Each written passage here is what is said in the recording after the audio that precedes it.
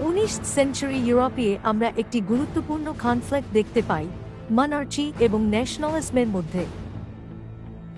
Monarchy সিস্টেমে সব পাওয়ার কিংয়ের হাতে কনসেন্ট্রেটেড থাকত।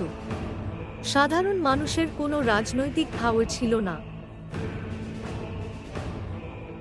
ন্যাশনালিজম মানুষের মধ্যে ইউনিটি তৈরি করে এবং তারা নিজেদের স্বাধীন নেশন গঠন করতে চাইত। মনার্চির কন্ট্রোল এবং ন্যাশনালিজমের ডিমান্ডের মধ্যে ক্লাশ শুরু হয়, যা ইউরোপ জুড়ে রেভলিউশন সৃষ্টি করে। ফ্রান্সের রেভলিউশন ন্যাশনালিজমকে শক্তিশালী করে এবং মানুষকে মনার্চির বিরুদ্ধে দাঁড়াতে উৎসাহিত করে। ইতালিতে বিভিন্ন ছোট ছোট স্টেট একত্রিত হয়ে একটি ইউনিফাইড নেশন তৈরি করে।